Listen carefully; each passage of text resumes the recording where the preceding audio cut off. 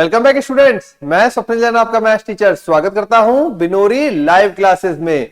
तो आज हम पढ़ेंगे अपना चैप्टर नंबर 16 जो कि है प्रायिकता या प्रोबेबिलिटी।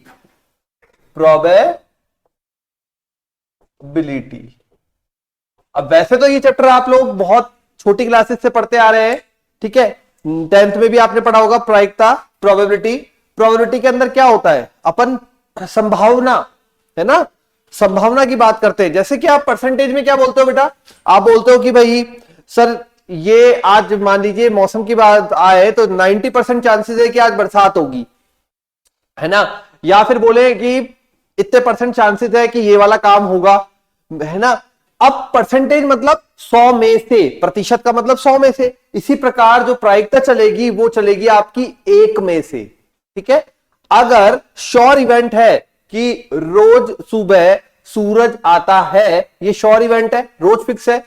अपन को दिखे नहीं दिखे वो बात अलग है, सूरज रोज सुबह आता है तो श्योर है। अगर कोई कथन श्योर है या कंफर्म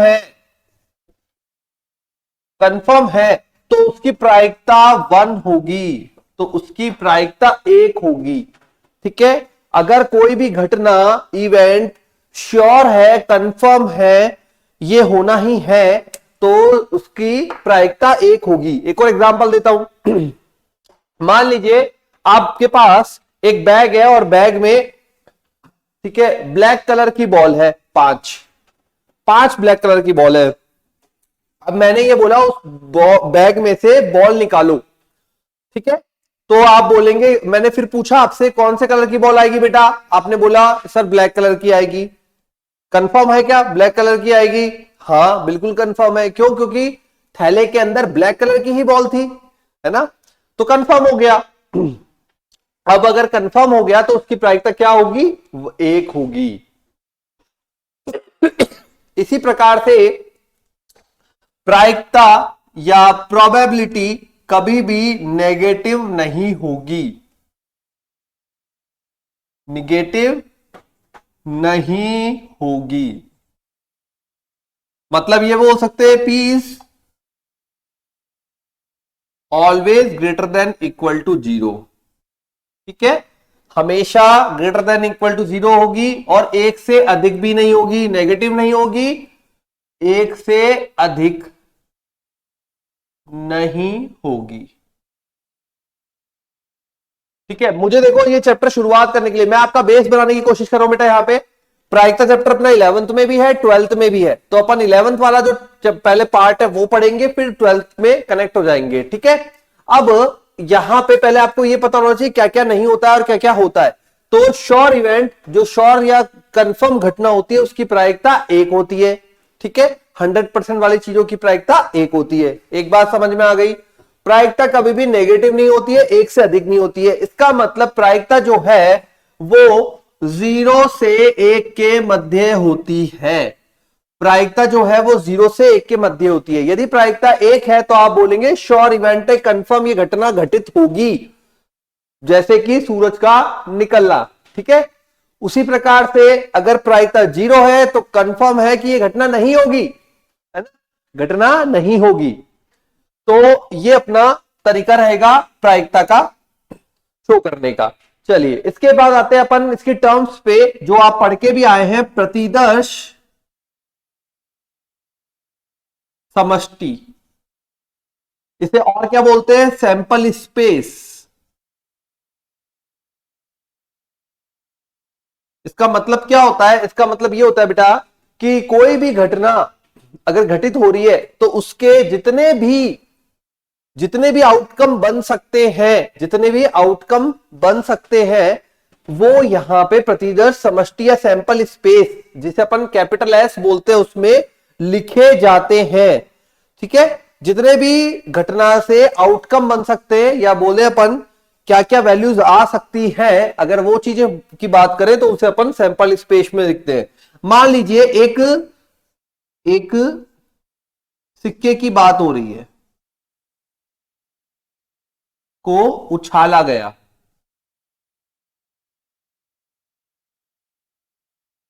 अब एक सिक्के को उछालेंगे तो उसमें क्या क्या आ सकता है? हेड आ सकता है, बिल्कुल आ सकता है, टेल आ सकता है, ठीक है। तो सिक्के को उछालने पर जो सैंपल स्पेस बनेगा वो बनेगा हेड कॉमा टेल। समझ में आया? सिक्के को उछालने पे जो सैंपल स्पेस बनेगा वो बनेगा हेड कॉमा टेल। ठीक है, लिख दिया। इसी को अपन बोलते हैं प्रतिदर्श समष्टि। अगर मान लीजिए सिक्के की जगह अपन एक डाइस लिया, डाइस होता है ना पासा, तो एक पासे को उछालने पर, एक पासे को उछालने पर, अब इसके लिए अगर प्रतिदर्श समष्टि की बात करें तो 1 2 3 4 5 एंड 6, ये इसका प्रतिदर्श समष्टि होगा। 1 से लेकर 6 तक, पासे के अंदर 1 से लेकर 6 तक ही आता है डाइस के अंदर, तो 1 से 6 तक इसका क्या होगा? प्रतिदर्श समष्टि रहेगा या सैंपल स्पेस रहेगा। ठीक है, अब अगर आप बातें करें आगे की, तो यह भी आपको पता होना चाहिए कि किसी घटना के घटित होने की प्रायिकता और नहीं घटित होने की प्रायिकता को कैसे शो करते हैं। तो अभी हमने चैप्टर जो कंप्लीट किया था अपना चैप्टर नंबर 1, और वो था हमारा समुच्चय। सेट के साथ प्रायिकता इसलिए पढ़ा रहा हूं बेटा, उसके साथ कनेक्ट करके इसलिए पढ़ा रहा हूं क्योंकि सेट में जो अपन ने चीजें पढ़ी है वही प्रायिकता में बहुत सारी चीजें काम आने वाली है। और मैंने ये बोला भी था जब आपको डी मॉर्गन रूल पढ़ाया था कि उसको प्रायिकता में भी अपन यूज करेंगे। ठीक है, फॉर्मूले बताए थे तब भी बोला था कि प्रायिकता में यूज करेंगे। तो अब बात आती है पहली कि P मतलब है किसी, ठीक है, यदि बोला गया अपन को P ऑफ ए, हाँ, P ऑफ ए है किसी घटना ए के घटित होने की प्रायिकता, ए के घटित होने की प्रायिकता। अब ये ए के घटित होने की है तो आप P ऑफ ए बार या ए डैश, वहां हमने बोला था उसे कॉम्प्लीमेंट, याद करो समुच्चय के अंदर हमने कॉम्प्लीमेंट बोला था, पूरक बोला था। तो किसी घटना ए के नहीं होने की प्रायिकता, ठीक है, तो घटना ए के घटित होने की प्रायिकता P ऑफ ए, घटना ए के नहीं घटित होने की प्रायिकता P ऑफ ए बार। अगर बात करें कुल प्रायिकता की तो P of A plus P of A bar बराबर 1। ठीक है, कुल प्रायिकता सदैव एक होती है। तो यदि किसी इवेंट या घटना की बात की जा रही है तो उसमें घटना क्या होना और नहीं होना की कुल प्रायिकता एक आएगी। ठीक है, ये आ गया समझ में। अब आगे बढ़ते हैं कुछ फॉर्मूलों की तरफ। अच्छा, अब आपको प्रोबेबिलिटी में ये तो पता है कि जो P जो फॉर्मूला है वो होता है, ठीक है, कि जैसे मान लीजिए प्रोबेबिलिटी ऑफ ए आपको फॉर्मूला लिखना है तो आप लिखेंगे ए के पक्ष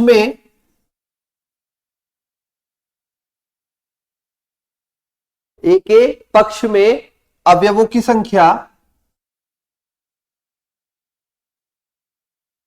बटे में कुल अवयवों की संख्या।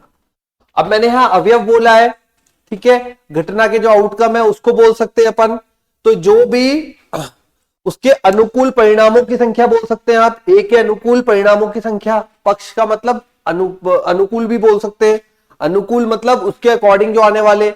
अब ये इसका मतलब क्या है? इसका मतलब ये है कि मान लीजिए आपके पास सैंपल स्पेस है 1 2 3 4 5 6, ए के पास है 2 और 4। तो अगर ए की प्रायिकता की बात करें तो ए में अवयव कितने आए? 2 अवयव आए। कुल अवयव कितने थे सैंपल स्पेस में? 6। तो कितना बन गया? 2/6 मतलब 1/3, सदैव 1 से कम आएगा। ठीक है, उसी प्रकार बी जो है, मान लीजिए बी कुछ भी नहीं है तो आप क्या बोलेंगे? Probability of B is equal to 0/6 equal to 0। तो ध्यान रखें समुच्चय के अंदर जो हमने पढ़ा था फाई इवेंट या रिक्त समुच्चय। तो रिक्त समुच्चय की प्रायिकता जो होती है वो 0 होती है, रिक्त समुच्चय की प्रायिकता 0 होती है। ठीक है, अब यहां पे और क्या क्या चीजें पढ़नी है अपन को। अब अपन को पढ़ना है दोनों का इंटरसेक्शन। यदि म्यूचुअली एक्सक्लूसिव है, परस्पर अपवर्जी घटना है, तो ए इंटरसेक्शन भी फाई होगा। परस्पर अपवर्जी घटना मतलब ए और बी का कोई भी कॉम्बिनेशन मैच नहीं करेगा, मतलब ए के अवयव अलग है और बी के अवयव अलग है। यदि दोनों का इंटरसेक्शन लिया जाए, दोनों में कॉमन ढूंढा जाए, तो रिक्त समुच्चय आता है। यदि ऐसा होगा तो आप बोलेंगे पी ए इंटरसेक्शन बी बराबर P of phi is equal to 0। परस्पर अपवर्जी घटना बोलते हैं इसे, याद कर लीजिए, परस्पर अपवर्जी घटना। ठीक है, और क्या पढ़ेंगे अपन, और पढ़ेंगे घटना ए है किंतु बी नहीं। इसमें क्या बनेगा, इसमें बनेगा, अभी समुच्चय में पढ़ के आए थे ए माइनस बी, और क्या बोल सकते हैं अपन इसे यहां पे, और बोल सकते हैं ए इंटरसेक्शन बी डैश या बार। ठीक है, ए है बी नहीं, इसे और यहां पे क्या बोल सकते हैं, ए इंटरसेक्शन बी बार। तो अपन इसको बोलेंगे यहां पे probability of A intersection B bar. Okay, तब लिखते जाओ बेटा, ये शब्द है, शब्दों से आपको खेलना पड़ेगा यहां पे, है ना। और एक बात जो आपको समुच्चय में बताई थी, यदि आता है कम से कम एक तो यूनियन निकालेंगे। फिर से याद कर लो, जिन्होंने समुच्चय नहीं पढ़ा है वो समुच्चय के सभी वीडियोस कंप्लीटली देख लें, प्रायिकता में बहुत हेल्प मिलेगी बेटा। तो कम से कम एक, यदि आए कम से कम एक, उसके अलावा है या उसके अलावा है अथवा, तो आप यूनियन यूज करेंगे, ए यूनियन बी निकालेंगे। ठीक है, यदि अपने को बोला जाए दोनों, उसके अलावा बोला जाए तथा, उसके अलावा बोला जाए हिंदी वाला और, तो आप इंटरसेक्शन यूज करेंगे। ठीक है, ये बिल्कुल अच्छे से तैयार कर लेना है सभी स्टूडेंट्स को। चलिए, ये हो गया, यूनियन हो गया, इंटरसेक्शन हो गया। अब पढ़ते हैं अपने फॉर्मूले की तरफ। तो फॉर्मूला जो यूनियन वहां पे समुच्चय में पढ़ा था वही यूज करना है, ए यूनियन बी बराबर P of A plus P of B. वहां पे एन यूज किया था आपने, नंबर्स, संख्याएं, अवयवों की संख्या। यहां पे प्रायिकता यूज करेंगे। ठीक है, P of A plus P of B minus P of A intersection B, ये हो जाएगा हमारा प्रायिकता का ए यूनियन बी का फॉर्मूला। अब ए यूनियन बी का फॉर्मूला कर लिया सबने, उसके बाद अब आगे क्या, आगे अपन पढ़ेंगे इसमें और क्या क्या होता है, और यहां पे वैल्यूज है, क्या क्या वैल्यूज है देखें। यदि परस्पर अपवर्जी है, यदि परस्पर अपवर्जी घटना है, तो क्या बनेगा, P of A union B बराबर P of A plus P of B, जहां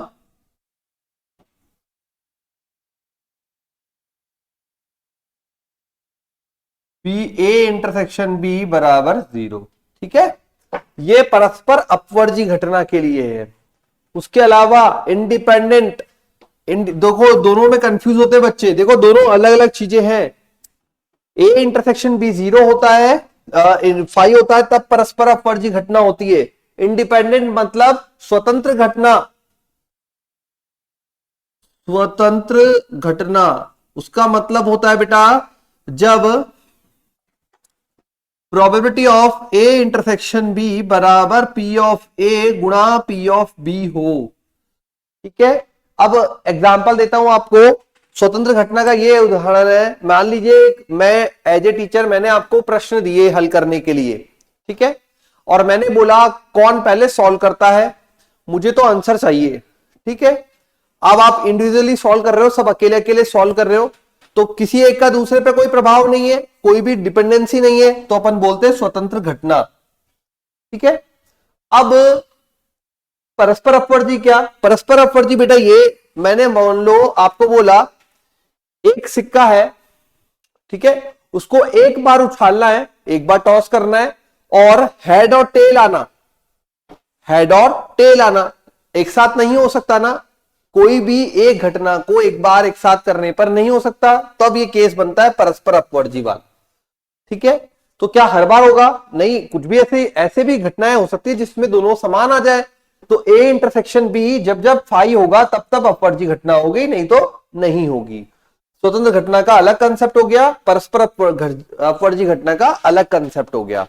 ये हो गया, इनको याद रखने का आपको याद तैयार करना है। ठीक है, ए यूनियन बी आ गया, ए यूनियन बी आ गया। अब मान लीजिए जैसे कल भी जरूरत पड़ी थी, ए इंटरसेक्शन बी बार की जरूरत पड़ी, तो आप क्या लिखेंगे? P of A minus P of A intersection B.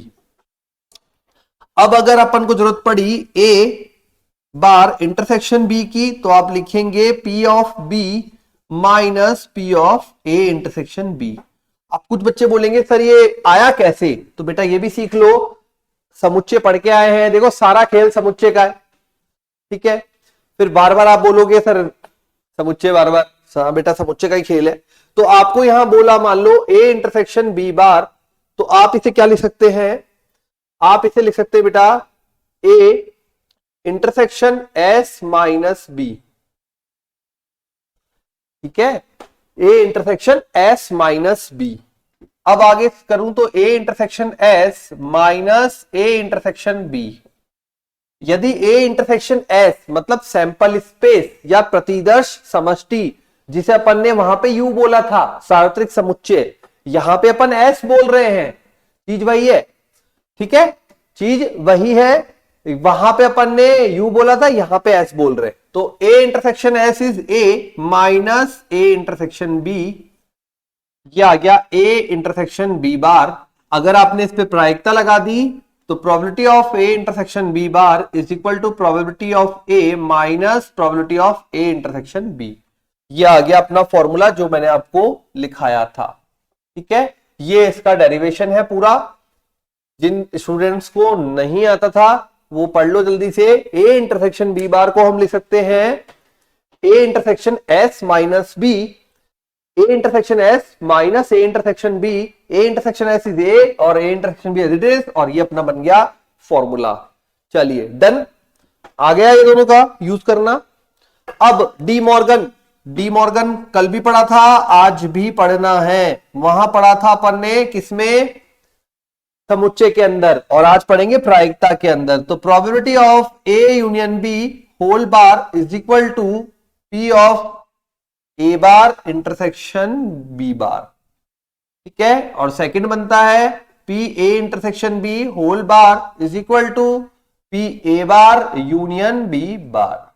ठीक है, ये अपने दोनों फॉर्मूले हो जाएंगे, A union B whole bar का और A intersection B whole bar का। ठीक है, यूनियन इंटरसेक्शन में और इंटरसेक्शन यूनियन के अंदर कन्वर्ट हो जाता है डी मॉर्गन के अकॉर्डिंग। हो गया ये।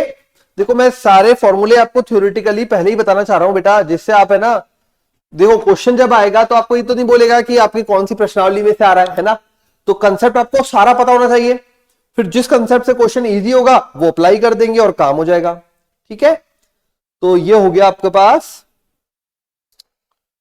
इस प्रकार से आप डी मॉर्गन को यूज कर सकते हैं। बढ़ते आगे, और क्या क्या थ्योरी है आपकी इस चैप्टर के अकॉर्डिंग, 11वीं क्लास के अकॉर्डिंग। 12th में भी ये सब काम आने वाला है, तो लिख के रखना। 11th हो चाहे 12th हो, दोनों में पूरा पूरा काम आएगा एज इट इज, क्योंकि बेस यही है प्रायिकता का। ठीक है, बस मैं ये देख रहा हूं कि कहीं आगे ना निकल जाऊं, मैं आपको 11th से बाहर का नहीं बताऊं। ठीक है, तो ये हो गया अपना। चलिए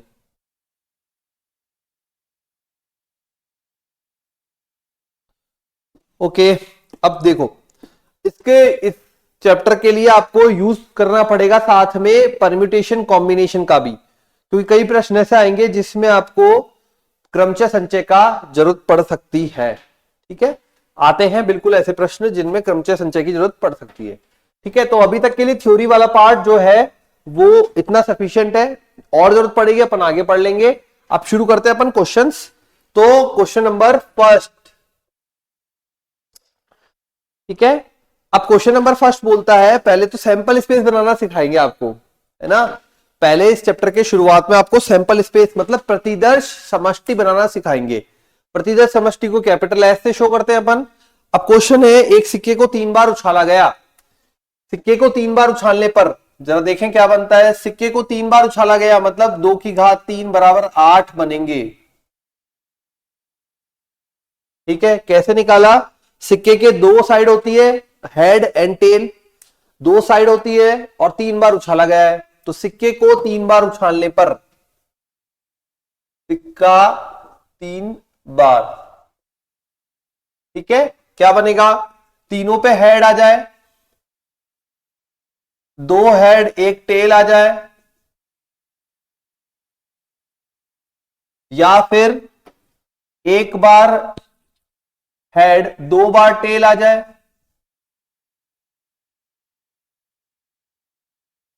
या फिर तीनों बार टेल आ जाए। 1 2 3 4 5 6 7 8। आ गया समझ में। इस प्रकार से अपन को शो करना है। कैपिटल एस बराबर क्या बन रहा है, 3 बार हेड 3 बार टेल, 2 हेड 1 टेल के कॉम्बिनेशन, या फिर 1 हेड 2 टेल के कॉम्बिनेशन। फिर बोलता है एक पासा 2 बार फेंका गया।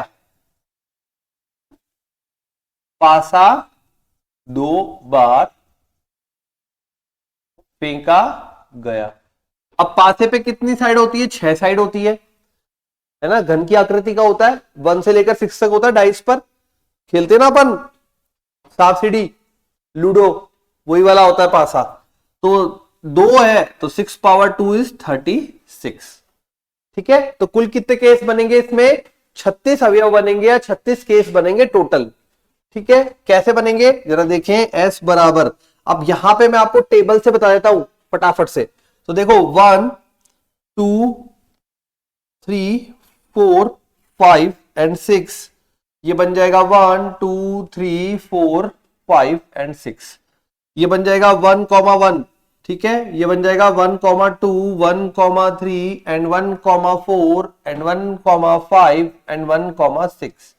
बन गए 6। उसके बाद 2,1 2,2 2,3 2,4 2,5 एंड 2,6। अब ये आप सब इसमें सेट्स में लिख लेना इस प्रकार से लास्ट तक। तो यहां बनेगा 6,6, ये बनेगा 6,5 और ये आप चलाते रहेंगे। ठीक है, कर लोगे बेटा 6,1 एंड सो ऑन। तो ये बनता है अपना 2 बार पासे को उछालने पर, या 2 पासे भी बोल सकते हो। ठीक है, एक पे आया एक, दूसरे पे भी एक, एक पे आया पहले पे आया एक, दूसरे पे 2, पहले पे आया एक, तीसरे दूसरे पे 3, पहले पे आया एक, दूसरे पे आया 4। इस प्रकार से ये अपना सैंपल स्पेस बना दिया हमने जब 2 पासे को 2 बार फेंका गया है। ठीक है, फिर आता है एक सिक्का 4 बार उछाला गया, 2 की घात 4, 16 हो जाएंगे, 16 अवयव आ जाएंगे। बना लोगे आप सब समझदार स्टूडेंट हो। पहले बनेगा चारों बार हेड, एक हेड, ठीक है, फिर एक एक टेल को एंट्री कराते जाना और बना लेना। चलिए, एक सिक्का उछला जाता है और एक पासा फेंका गया है। एक सिक्का व एक पासा। एक तो सिक्का है और एक पासा है। सिक्के पे आता है हेड टेल, पासे पे आता है 1 से लेकर 6 तक और 1 से लेकर 6 तक। तो सैंपल स्पेस क्या बनेंगे, H1 H2 H3 H4 H5 H6, T1, T2, T3, T4, T5 and T6। ठीक है, एक सिक्का व एक पासे की बात हो रही है, मतलब ये कहना चाह रहा है कि एक सिक्का उछाला गया और एक पासा भी फेंका गया। अब आपको बताना है क्या इसका सैंपल स्पेस बनेगा। तो हमने बता दिया कि भाई एक सिक्का है तो उसमें हेड और टेल आएगा, एक पासा है तो 1 से 6 तक आएगा, और ये बनेगा इसका सैंपल स्पेस।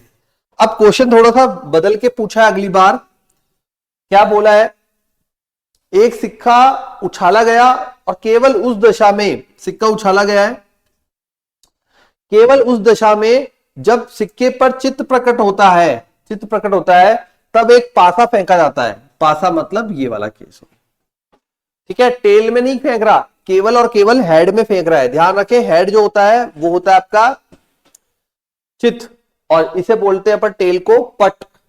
ठीक है, इतनी हिंदी इंग्लिश आती है यार। 11वीं वाले स्टूडेंट हो, 11वीं 12वीं वाले तैयारी कर रहे हो कंपटीशन की, तो इतनी हिंदी इंग्लिश आती है सबको। तो H1, H2, H3, H4, H5, H6, ये तो अपना हो गया हेड के साथ 6 कॉम्बिनेशन और टेल अकेला। ये बन गया नया सैंपल स्पेस, या यूं बोले प्रतिदर्श समष्टि। आ गया? ठीक है, चलिए बढ़ते आगे।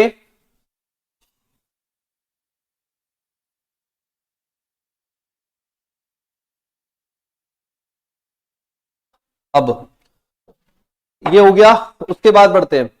एक्स कमरे में 2 लड़के और 2 लड़कियां हैं। क्वेश्चन है नया, उसमें बोला है एक्स कमरे में 2 बॉयज हैं और 2 गर्ल्स हैं। ठीक है, फिर क्या बोला है, वाई कमरे में 1 लड़का और 3 लड़कियां हैं। वाई रूम है, उसमें 1 बॉय है और 3 गर्ल्स हैं। ठीक है, उस परीक्षण का प्रतिदर्श समष्टि याद कीजिए जिसमें पहले एक कमरा चुना जाता है फिर एक बच्चा। पहले रूम,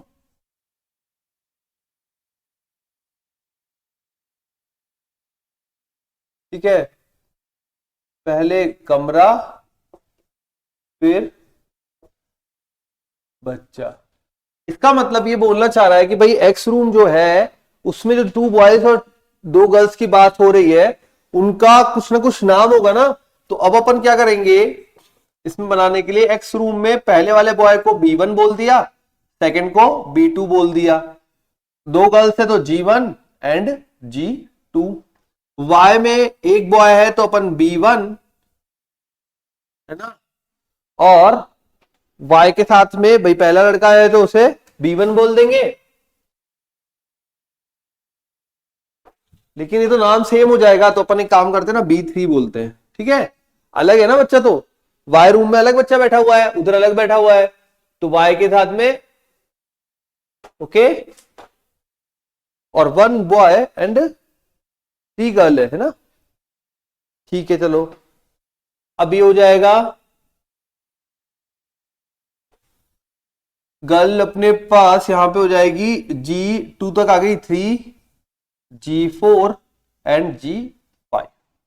सबको अलग अलग नाम दे दो भाई, सेम थोड़ी है, अलग अलग है। हाँ, अब बनाओ जल्दी से। क्या बन जाएगा अपना सैंपल स्पेस जो बनेगा, एक्स में ये लोग हैं तो x B1, x B2, x G1 and x G2 हो गया।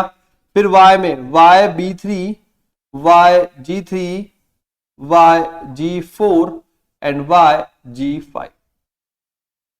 ये होता है अपना सैंपल स्पेस कंप्लीट। ठीक है, आ गया बेटा। तो इस प्रकार से आपको सैंपल स्पेस बनाने हैं या प्रतिदर्श समष्टि बनानी है। कई बच्चे प्रतिदर्श समष्टि गलत बनाते हैं। देखो बेटा, ये चाहे 11th क्लास हो चाहे 12th हो, क्वेश्चन जब आएंगे कैलकुलेशन वाले तो प्रतिदर्श समष्टि तो बना के देनी ही पड़ेगी। प्रतिदर्श समष्टि तो बनानी ही है आप लोगों को। ठीक है, चलिए नेक्स्ट क्वेश्चन। अगले क्वेश्चन में बोला बेटा, एक पासा लाल रंग का, एक सफेद रंग का, एक अन्य पासा नीले रंग का एक थैले में रखा गया है। एक पासा चुना गया और उसे फेंका गया, पासे का रंग इसके ऊपर के फलक पर प्राप्त संख्या को लिखा गया। प्रतिदर्श समष्टि बताइए। अब देखिए यहां पे क्वेश्चन में जो बोला है, पासे जो है उसका कलर है कौन कौन सा है? लाल, सफेद और नीला। लाल मतलब रेड, सफेद व्हाइट और नीला मतलब ब्लू। ठीक है। अब जब फेंका गया तो इसके ऊपर क्या क्या लिखा गया? इसके ऊपर के फलक पर प्राप्त संख्या को लिखा गया। अब हमें थोड़ी पता है संख्या क्या आ सकती है, हम तो प्रतिदर्श समष्टि की बात कर रहे हैं। तो जब प्रतिदर्श समष्टि की बात कर रहे हैं तो कुछ भी संख्या आ सकती है। तो पहले रंग लिखा, फिर R1 हो सकता है, R2 हो सकता है, R3 हो सकता है, R4, R5 और R6। चलो रेड वाले का हो गया। अब हमें व्हाइट वाला भी तो हो सकता है, तो W1, ठीक है, W1, W2, W3, W4, W5, W6 और क्या? और बी वाला मतलब ब्लू वाला भी हो सकता है, B1, B2, B3, B4, B5 and B6। तो ये हमारा बनता है टोटल सैंपल स्पेस, जिसपे हमने पहले पासे का रंग और उसके बाद ये ले लिया नंबर, कौन कौन सा नंबर आ सकता है। ठीक है। माना अब एक क्वेश्चन लेते हैं, एक बल्ब का ढेर है। ठीक है, एक बल्ब का ढेर है और उसके अंदर बल्ब के ढेर में बोला गया 3 बल्ब यादृच्छा निकाले जाते हैं। ठीक है भाई, 3 बल्ब निकाल दो। प्रत्येक बल्ब को जांचा जाता है, उसे खराब या ठीक जो है वर्गीकृत किया जाता है। भाई खराब है या ठीक है। अब बल्ब जो है वो 3 बल्ब निकाले जाते हैं, उसमें एक तो डिफेक्टिव है और ठीक है ना। ये तो खराब बल्ब हो गया, ये नॉट डिफेक्टिव हो गया। ठीक है, ये तो हो गया खराब और ये हो गया ठीक। 3 बल्ब निकाले जाते हैं। सैंपल स्पेस बनाना है आपको, किस चीज का बनाना है? इस परीक्षण का प्रतिदर्श समष्टि ज्ञात कीजिए जब बल्ब के बारे में बात हो रही है कि खराब और ठीक के लिए। ठीक है, तो बनाते हैं अपन। देखो, हो सकता है तीनों बल्ब ठीक हो, है ना, हो सकता है तीनों बल्ब खराब हो। सही है, पकड़ रहे हो बात को? तीनों बल्ब ठीक हो, तीनों बल्ब खराब हो और बीच में दोनों वैरी करते रहेंगे। तो अब बनाते हैं। देखो, तीनों बल्ब खराब, डी डी डी, एक 2 बल्ब खराब, एक ठीक, तो ये आ गया। जरूरी थोड़ी है ये भी हो सकता है, जरूरी थोड़ी है ये भी हो सकता है। जो बोली आपने बात कि 2 बल्ब खराब और एक ठीक, तो उसके लिए 3 कॉम्बिनेशन बन सकते हैं। उसके बाद अब एक खराब, 2 ठीक, एन डी एन या एन एन डी। ठीक है, तीनों ठीक होंगे तो ट्रिपल एन। ये हमारा बन गया प्रतिदर्श समष्टि। ठीक है, आगे क्या समझ में सभी को आ गया? चलो करें आगे। अगला प्रश्न है, एक सिक्का उछाला जाता है ना। यदि परिणाम हेड हो तो एक पासा फेंका जाता है। यदि पासे पर एक सम संख्या प्रकट हो तो पासे को पुनः फेंका जाता है। देखो, एक सिक्का उछाला गया, क्वेश्चन अच्छा क्वेश्चन लग रहा है, कुछ प्रतिदर्श समष्टि में इंटरेस्टिंग आ रहा है। एक सिक्का उछाला गया, हेड टेल आया, इस प्रकार से लिख लीजिए पहले तो। सिक्का उछाला गया तो हेड टेल आया। ठीक है, उसके बाद अब यूं बोल रहा है, यदि हेड आया हो तो एक पासा फेंका जाता है। यदि हेड आया हो तो एक पासा फेंका जाता है। पासे के ऊपर 1 से 6 आता है। यदि पासे पर सम संख्या प्रकट हो, ठीक है, सम आए, तो फिर क्या बोल रहा है, सम पे क्या होता है? तो पुनः पासा फेंका जाता है। तो पुनः पासा फेंका जाता है। इस परीक्षण का प्रतिदर्श समष्टि ज्ञात कीजिए। अब देखो, ये कितना बढ़िया क्वेश्चन है, आपसे यहां पे डिफरेंट तरीके से पूछा गया है। अब यहां बोल रहा है वो, यदि पासे पर सम आए तो फिर से पासा फेंका जाता है। ठीक है, समझ गए क्या? नहीं दिखा उधर, इधर लगा देते हैं। बोला है, यहां तो दिख रहा है बेटा। ठीक है, अब यहां जो बोल रहा है उसमें बोला है यहां पे कि मान लीजिए एक सिक्का फेंका गया, उससे एक पासा आया अपना जिसपे 1 से 6 तक आ रहा है। यदि सम हो तो फिर क्या होगा, फिर से पासा फेंका जाएगा। अब आपको प्रतिदर्श समष्टि बनानी है, तो यहां पे एक बात का स्पेशल ध्यान रखें। किस बात का बेटा, वो ये कि यहां अपने पास जो हेड है उसके साथ में 1 से 6 तक का सेट है, मतलब आपके साथ हेड चलेगा 1 चलेगा, ठीक है, फिर हेड चलेगा 3 चलेगा, फिर हेड चलेगा उसके साथ 5 चलेगा। मैंने पहले विषम क्यों लिए, क्योंकि सम के साथ तो और घटना है, आगे सम के साथ और घटना है। टी टी अकेला है, ले लिया। अब आते एच के साथ यदि 2 आया होगा तो क्या हुआ होगा, 1 भी आएगा।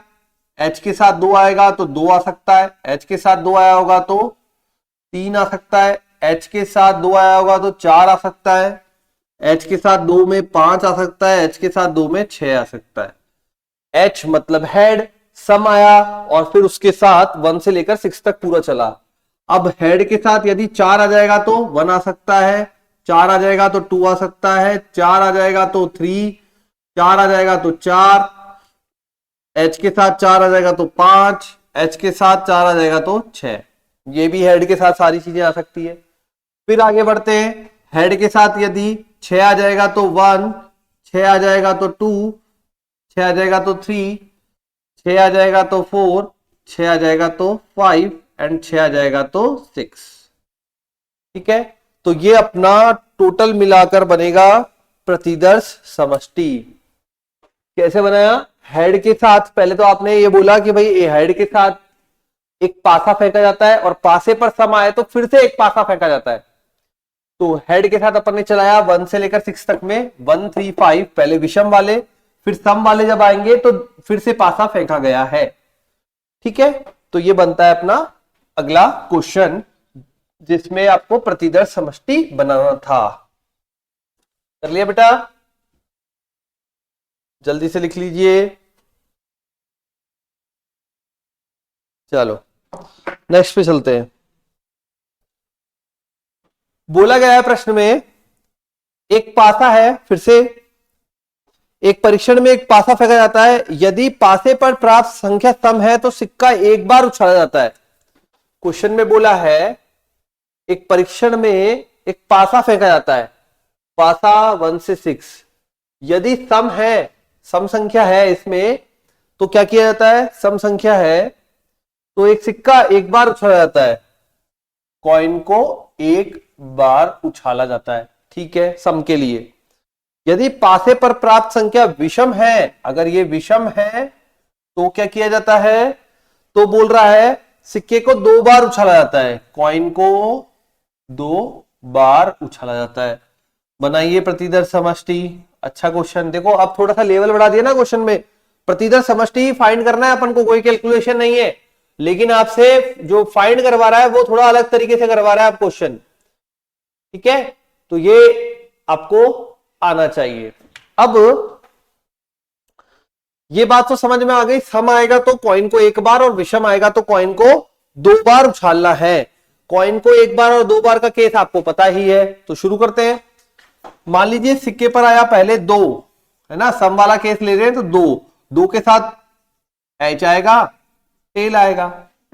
ठीक है, फिर आया 4 के साथ भी एच आएगा, टेल आएगा। फिर आया 6, एच आएगा, टेल आएगा।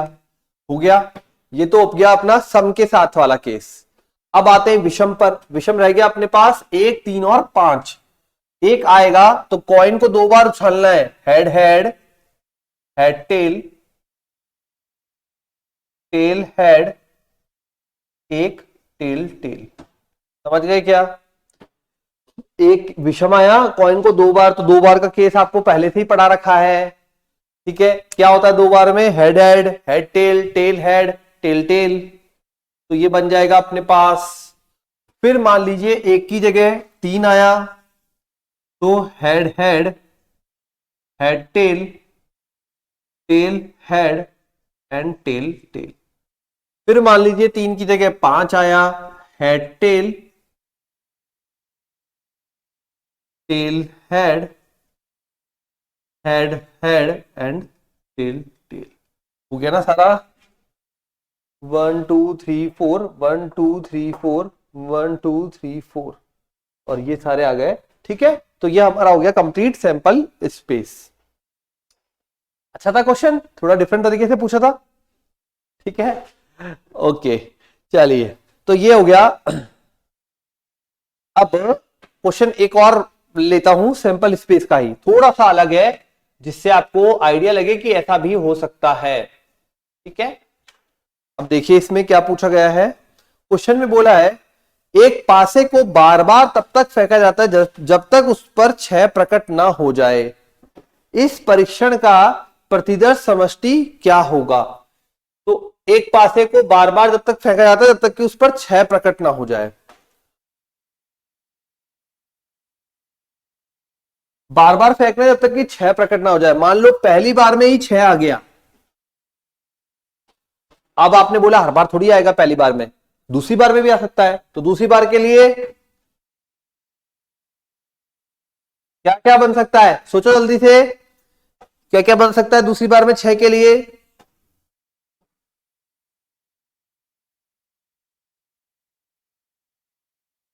चार, छ, पांच, छ, नहीं, सिक्स सिक्स बनेगा क्या? नहीं बनेगा, ये तो पहली बार में ही आ गया ना, तो फिर कैसे बनेगा? जब तक फेंका जाता है कि जब तक कि छह ना आ जाए। तो इसमें पहली बार में आया, इसमें सब में दूसरी बार में आया।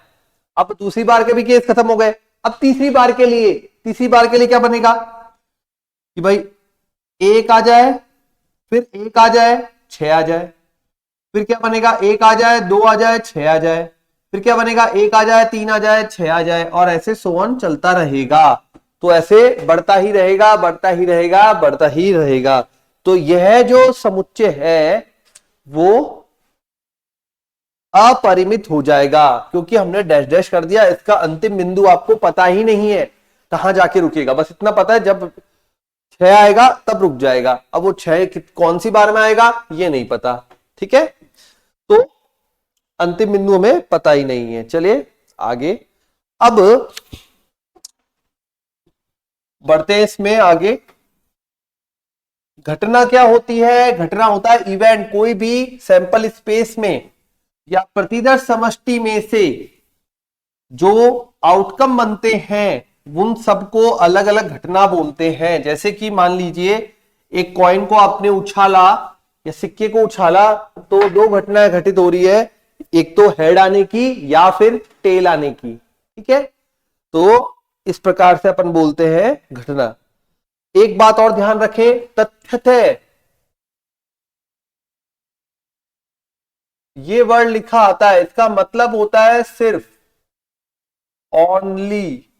ठीक है, केवल, है ना। ये बच्चे कई बार इस वर्ड में प्रॉब्लम में फंस जाते हैं। देखो जहां पे पेपर ड्यूल लैंग्वेज में है, बाइलैंग्वेज है, वहां तो कोई प्रॉब्लम नहीं है, क्यों हिंदी इंग्लिश देख सकते हैं। लेकिन जहां पे केवल हिंदी में है वो बच्चे ध्यान रखें, तथ्यतः मतलब सिर्फ रहेगा। ठीक है, आपकी क्लास कोई भी हो, तथ्यतः जब भी आएगा मैथ्स के अंदर, प्रायिकता के अंदर, तो उसका मतलब है ओनली, सिर्फ। ठीक है, तो अब क्वेश्चन किस प्रकार से आता है वो करते हैं अपन। अब क्वेश्चन में ये बोलेगा वो हमसे, मान लीजिए,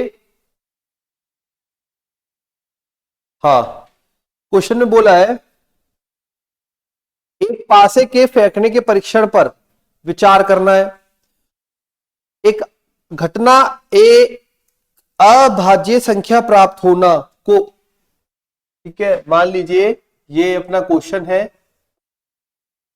पासे का प्रतिदर्श समष्टि। ठीक है, एक तो ये बनाना है। फिर बोला है हमें एक अभाज्य संख्या प्राप्त होना। ए जो है एक अभाज्य संख्या प्राप्त होना है, बी जो है एक विषम संख्या प्राप्त होना है, एक विषम संख्या। ठीक है, फिर बोला है ए बी ए और बी, अब आपको निकालना क्या क्या है, ए निकालना है, बी निकालना है।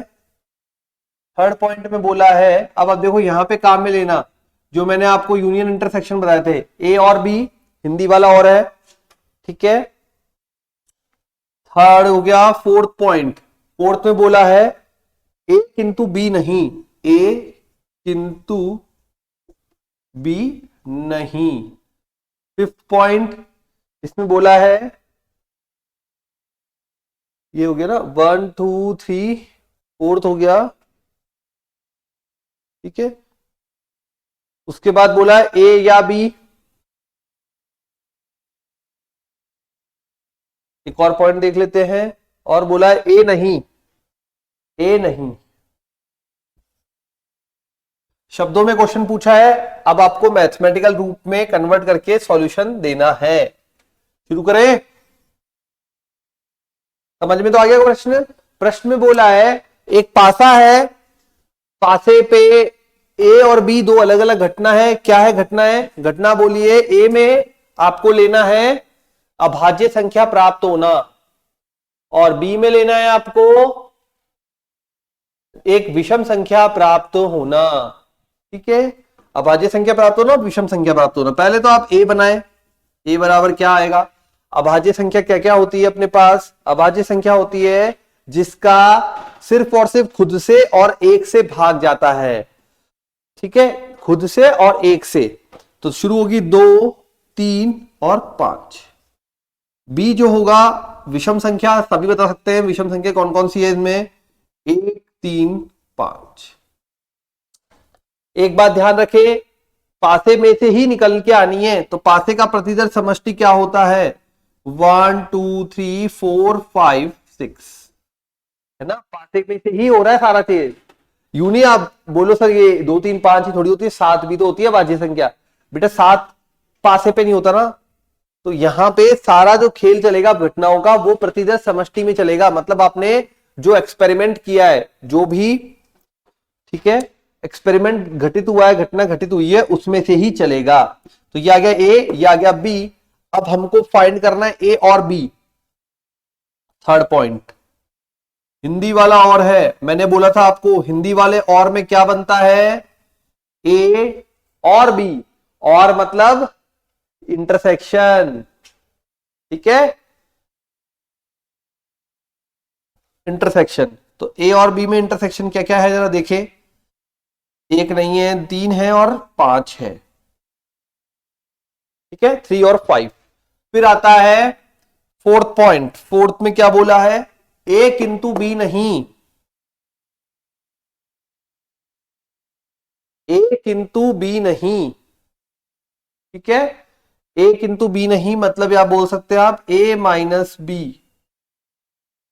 ए में से बी को घटाया तो अपने पास बचा केवल 2, ए किंतु बी नहीं। फिर बोला है फोर्थ पॉइंट के बाद फिफ्थ, ए या बी, या में मैंने आपको बताया था ए यूनियन बी, ए और बी का सम्मिलन। तो 1 2 3 5, ए अभी हो जाएगा 1 2 3 5। फिर आ रहा है ए नहीं, पॉइंट नंबर 6, ए नहीं, जिसे आप क्या बोलेंगे, ए डैश या ए बार। ए को छोड़ दीजिए, ए को छोड़ दीजिए, 2 3 5 छोड़ दिया तो क्या बन जाएगा, 1 2 3 छोड़ दिया तो 4 और 6, ठीक है। तो 1 4 6 आ जाएगा, ए नहीं आ गया क्या। इस प्रकार से अभी प्रायिकता शुरू नहीं हुआ इसमें, इसमें केवल समुच्चय बनाना सिखाया है, ठीक है। प्रायिकता भी करेंगे, अभी स्टार्ट करेंगे प्रायिकता के प्रश्न। तो पहले आप वार्म अप तो हो जाए, तैयार तो हो जाए प्रायिकता को सॉल्व करने के लिए। नहीं तो कुछ बच्चे तो ऐसे परेशान रहते हैं, सर ये प्रायिकता बहुत टफ है, बहुत टफ है, ठीक है, लेकिन अपनी टफ नहीं है। शुरू करें, चलिए और क्वेश्चन लेते हैं बेटा। नेक्स्ट क्वेश्चन, एक पासा फेंका जाता है, माना घटना ई पासे पर संख्या 4 दर्शाता है, पासे पर 4 दर्शाता है। पासा जो फेंका गया है तो पासे के लिए अपन लिख देंगे 1 2 3 4 5 एंड 6, ठीक है। और घटना F जो है पासे पर सम संख्या को दर्शाता है। घटना F जो है वो पासे पर सम संख्या 2, 4, 6, पासे पर सम संख्या 2, 4 और 6 दर्शाता है। क्या E और F परस्पर अपवर्जी है? और F परस्पर अपवर्जी है? क्वेश्चन में हमसे ये पूछा है कि क्या E और F परस्पर अपवर्जी है। परस्पर अपवर्जी के लिए मैंने आपको बताया था यदि दोनों में कुछ भी कॉमन नहीं हो, E इंटरसेक्शन F बराबर फाई हो तो परस्पर अपवर्जी है, वरना नहीं है। ठीक है, तो चेक करें। E intersection F is not is equal to कितना आ रहा है भाई? 4 आ रहा है। इज नॉट इक्वल टू 5, अतः परस्पर अपवर्जी नहीं है। फाई आ रहा है ना? नहीं आ रहा ना? अगर फाई आ जाता तो अपन क्या बोलते हैं? परस्पर अपवर्जी घटना है। ठीक है, तो ये आ गया अपना क्वेश्चन। चलिए बढ़ते आगे नेक्स्ट क्वेश्चन पे। अगले क्वेश्चन में है, ये तो हो गया परस्पर अपवर्जी घटना नहीं है। बढ़ते आगे नेक्स्ट सेकंड क्वेश्चन आ गया ना बेटा। ये एक पासा फेंका जाता है। ठीक है भाई, एक पासा फेंक दिया, क्या क्या बनता है? 1, 2, 3, 4, 5 एंड 6 पासा फेंका जाता है। निम्नलिखित घटनाओं का वर्णन कीजिए। पहला है ए संख्या 7 से कम। संख्या 7 से कम, आप बताइए संख्या 7 से कम में क्या क्या आ जाएगा? जब संख्या 7 से कम है तो सारी ही संख्याएं आ जाएगी। 1, 2, 3, 4, 5 एंड 6। ठीक है, मैं क्वेश्चन आपको वर्ड से बोलते जा रहा हूं बेटा, यहां लिखने में ज्यादा टाइम खर्च होगा, है ना? तो मैं शब्दों में बोलते जा रहा हूं, आप सुनते जाइए। ए है संख्या 7 से कम, 7 से कम है 1 से लेकर 6 तक सभी। बी बोला है संख्या 7 से बड़ी। बी में बोला है संख्या 7 से बड़ी, 7 से बड़ी कोई संख्या ही नहीं है, पाई, या आप क्या लिख सकते हैं? रिक्त समुच्चय। ठीक है, संख्या 7 से बड़ी है ही नहीं ना अपने पास, और है ही नहीं तो आप क्या लिख सकते हैं? फाई या रिक्त समुच्चय, इस प्रकार से। ठीक है, थर्ड पॉइंट, थर्ड है संख्या 3 का गुणज। 3 का गुणज सभी बच्चे जानते हैं, 3 का पहाड़े वाली वैल्यूज। अब 3 के पहाड़े की वैल्यूज कौन कौन है इसमें से? एक तो 3 खुद है, एक 6 है। ठीक है, 3 का गुणज। चौथा संख्या 4 से कम। 4 से कम मतलब 1, 2 और 3। 4 से कम है तो 1, 2 और 3। ठीक है, उसके बाद पॉइंट नंबर 5 फिर क्या बोला है? ई बोला है 4 से बड़ी सम संख्या है। 4 से बड़ी और सम संख्या तो केवल और केवल 6। 4 से बड़ी सम संख्या है 6, ई आ गया। अब बोला है एफ संख्या 3 से कम नहीं। 3 से कम नहीं, तो 3 से कम नहीं है मतलब 3 से ज्यादा ही होनी चाहिए, है ना? 3 से कम नहीं होनी चाहिए। अब 3 से कम कौन कौन सी होती है? 1 और 2। इसका मतलब वो नहीं है। 3 से कम नहीं मतलब 3, 4, 5, 6। ठीक है, ये आ गया। इसको थोड़ा अच्छे से ध्यान रखें। 3 से कम नहीं मतलब 3 से नीचे नहीं जाना, आपको ऊपर ऊपर रहना है, ऊपर ऊपर। ठीक है, अब आपको फाइंड क्या करना है? पहले यूज करना है ए यूनियन बी। पहले क्या फाइंड करना है? A union B. बताइए जरा, ए और बी में क्या यूनियन आएगा? ए यूनियन बी, ए आ जाएगा फर्स्ट पॉइंट। दोनों का जब यूनियन करेंगे तो ए आ जाएगा। देखो, ए आपके पास समुच्चय है और बी आपके पास फाई है, तो ए यूनियन बी ए आ जाएगा।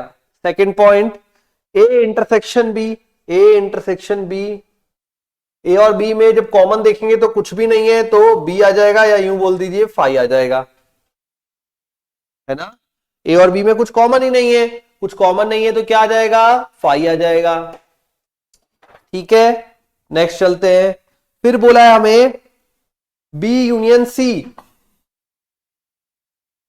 B union C. जरा बी और सी देखिए, बी में फाई है, सी में यूनियन, तो जब यूनियन करेंगे फाई का इसके साथ तो सी आएगा, या यूं बोल दीजिए 3,6 आएगा।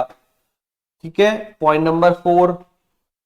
बी यूनियन सी के बाद है E intersection F, E intersection F. जरा देखें ई और एफ इंटरसेक्शन 6 ओनली 6 आ रहा है ना ये। ठीक है, ई इंटरसेक्शन एफ ओनली 6 आ रहा है। अब उसके बाद आपसे बोला है D intersection E, D intersection E. देखो ये समुच्चय पे ही बेस क्वेश्चन है, प्रायिकता भी फाइंड करवाएगा वो। अब बुक में आपका जो स्टैंडर्ड दे रखा है उसी स्टेप से चल रहा हूं मैं।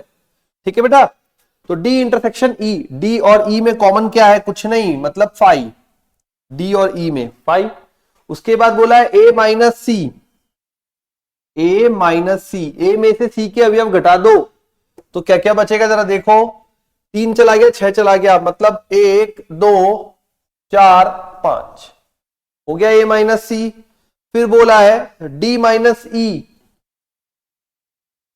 सारी वैल्यूज फाइंड करवा दी उसने, सब अलग अलग कॉम्बिनेशन में। जरा देखें डी माइनस ई, डी में से ई गया तो क्या बचेगा 1 2 3, क्योंकि ई का कुछ कट ही नहीं रहा, तो डी माइनस ई जो बचेगा वो बचेगा 1 2 3। उसके बाद ई इंटरसेक्शन एफ डैश, ई इंटरसेक्शन एफ डैश। ठीक है, यू बोल सकते हो आप ई इंटरसेक्शन एफ डैश, मतलब कि ई माइनस एफ, है ना। इसे और क्या बोल सकते हो, ई माइनस एफ। जब इसे आप बढ़ेंगे तो यहां पे 6 से 6 गया तो ये बचेगा रिक्त समुच्चय या फाई, ई माइनस एफ, ये बचेगा रिक्त समुच्चय या फाई। उसके बाद नेक्स्ट है, अपने को बोला है एफ डैश, एफ डैश। जरा बनाए एफ डैश, एफ को छोड़कर तो 1 और 2। ठीक है, तो ई और 1 2 ये आ गया अपना पूरा, शब्दों में दिया हुआ था पूरा प्रश्न पासे के लिए। पहले आपने A B C D E F ये सब तैयार किया, और उसके बाद में जो जो उसने कॉमन यूनियन इंटरसेक्शन बोला था वो सब तैयार किया। ठीक है, तो ये होता है अपना क्वेश्चन नंबर 2 यहां पे कंप्लीट। बढ़े आगे क्वेश्चन नंबर 3 पर। ठीक है बच्चों, कर लिया ये, अच्छा क्वेश्चन था। हाँ चलिए नेक्स्ट चलते हैं, क्वेश्चन नंबर 3। देखो बेटा, जो भी बच्चे पूरे मार्क्स की प्रिपरेशन करना चाहते हो ना, सभी स्टूडेंट ऐसे होंगे जो अच्छे से अच्छे मार्क्स लाना चाहते हैं, तो सारे वीडियोस आपको रेगुलर देखने बेटा। रेगुलर मतलब ये कि कंटिन्यू पूरे जिस सीक्वेंस में मैं बना रहा हूं उसी सीक्वेंस में पूरे चैप्टर आपके प्रिपेयर हो जाएंगे। तो कोई भी वीडियोस को स्किप मत करिए और पूरा क्लास टाइम पे लीजिए, रेगुलरली मतलब डेली की डेली। डेली आपके लिए वीडियोस अपलोड हो रहे हैं, डेली टीचर्स मेहनत कर रहे हैं, तो बेटा डेली आप देखें भी सही। ठीक है, तो बढ़ते हैं आगे क्वेश्चन नंबर 3 पर। एक परीक्षण में पासे के एक जोड़े को फेंकते हैं, उन पर प्रकट संख्याओं को लिखते हैं। ठीक है, पासे का एक जोड़ा है अपने पास, इस बार पासे का जोड़ा, मतलब कितने केस हो जाएंगे टोटल, जो पासे के जोड़े में अपने केस बनेंगे वो बनेंगे 36। ठीक है, चलो ये तो हो गया पासे का जोड़े को फेंकने पर। अब ए जो है प्राप्त संख्याओं का योग 8 से अधिक है, बी दोनों पासों पर संख्या 2 प्रकट होती है, सी प्रकट संख्याओं का योग कम से कम 7 है और 3 का गुणज है। चलो एबीसी तैयार करना है आपको, ए तैयार करते हैं। ए के बारे में पहले सुन लीजिए क्या बोला है, प्राप्त संख्याओं का योग 8 से अधिक है, मतलब दो जो संख्याएं आती है पासे के जोड़े में, जब 2 पासों को फेंक रखेंगे तो पहली संख्या आएगी और दूसरी भी आएगी। ठीक है, तो उन दोनों संख्याओं को जोड़ के देखना है 8 से अधिक। ठीक है, अधिकतम कितना आ सकता है 12। कैसे, दोनों पे 6 आ जाए तो 6 और 6 दोनों को जोड़ोगे तो 12। ठीक है, अब बनाते हैं ए के लिए, तो ये बन जाएगा पहला 9 के लिए 3 6, और कितना हो सकता है 4 5 और 5 4 है ना। पहले तो 9 तो बना ले, 5 4 6 3, 9 तो बन गया भाई पूरा। 9 के लिए तो 4 केस आ रहे हैं। बढ़ते हैं आगे 10 के लिए। 10 के लिए बनेगा 4 6 5 5 6 4, और थोड़ी बनेगा। ठीक है, अब 11 पे आ जाओ। 11 बनेगा अपना 5 6 एंड 6 5, फिर 12 आ जाएगा 6,6। 8 से अधिक, योग 8 से अधिक, तो टोटल क्यों केस बन रहे हैं 1 2 3 4 5 6 7 8 9 10, टोटल 10 केस बन रहे हैं, देख सकते हैं आप यहां पे। ठीक है, उसके बाद बी जो बोला है वो बोला है दोनों पासों पर संख्या 2 प्रकट होना। दोनों पासों पर संख्या 2 प्रकट होना। अब देखें बी में क्या क्या बनता है। तो बी में बन रहा है अपने पास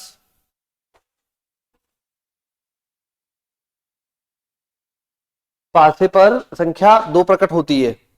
तो बी बनता है अपने पास 2 1 2 2 2 3 2 4 2 5 2 6। ठीक है, फिर आ जाएगा 1 2 2 तो इसमें आ ही गया, तो 1 2 3 2 4 2 5 2 एंड 6 2। 11 के सारे होंगे 1 2 3 4 5 6 7 8 9 10 11। ठीक है, गिन लो जल्दी से, 11 केस बनेंगे। उसके बाद बात आती है अपनी नेक्स्ट सी की। सी बोला है प्रकट संख्याओं का योग 7 से कम 7 है और 3 का गुणज है। ठीक है, 3 का गुणज भी होना चाहिए और कम से कम 7 होना चाहिए। कम से कम 7 है तो 7 में तो नहीं बनेगा 3 का गुणज। किस में बनेगा जरा देखें, 9 में बनता है 3 का गुणज, तो बनेगा 3 6 है ना। 9 के लिए 3 6 4 5 5 4 6 3। उसके बाद 12 में बन जाएगा, तो ये बन जाएगा 6,6। 3 का गुणज जानते हैं ना, 3 का पहाड़ा। योग बनना चाहिए अपना 3 का पहाड़ा, और वो 7 जो 7 से बड़ा भी होना चाहिए। तो 7 से बड़ी संख्या का जब 3 का पहाड़ा बोलेंगे 6 तक तो छोटी रहेगी, तो 9 और 12, तो 9 का बन गया और ये 12 का सेट बन गया। आ गया इतना। अब आपको बताना है कौन कौन से युग्म परस्पर अपवर्जी हैं। ठीक है, परस्पर अपवर्जी हैं। तो पहले चेक करते A and B. A intersection B, देखो अपवर्जी के लिए इंटरसेक्शन 5 होना चाहिए। कुछ भी कॉमन आ रहा है क्या, नहीं आ रहा। ए इंटरसेक्शन बी बराबर 5। ठीक है, फिर देखते हैं अपन अगला कॉम्बिनेशन। अगला अपना बनता है बी एंड सी। तो बी एंड सी में देखें तो बी इंटरसेक्शन सी बराबर, बी और सी में देखो कुछ भी कॉमन आ रहा है क्या, ये 2 के लिए चल रहा है, 1 के लिए चल रहा है, नहीं आ रहा। तो बी इंटरसेक्शन बी 5, तो ये जोड़ा अपवर्जी है। ठीक है, अब ए और सी के लिए देखें, ए और सी में कॉमन आ रहा है। ठीक है, तो केवल और केवल ए बी, एक तो ये जोड़ा है और एक बी और सी, ये दोनों जोड़े परस्पर अपवर्जी है। जो इसमें भी कॉमन या इंटरसेक्शन का मान 5 आ जाए, परस्पर अपवर्जी घटनाएं हैं। ठीक है, तो ये अपना कंप्लीट होता है आज की क्लास में, इतना ही। अब आगे प्रायिकता के क्वेश्चंस और पढ़ेंगे, आपकी बुक के जो क्वेश्चंस है उनको कवर अप करेंगे और तैयारी करेंगे पूरे मार्क्स की। ठीक है बेटा, तो देखते रहिए, पढ़ते रहिए और जुड़े रहिए बिनोरी लाइव क्लासेस में। ज्यादा से ज्यादा शेयर करें, लाइक करें और सब्सक्राइब करें। मिलते हैं फिर अगली क्लास में बेटा, बाय बाय।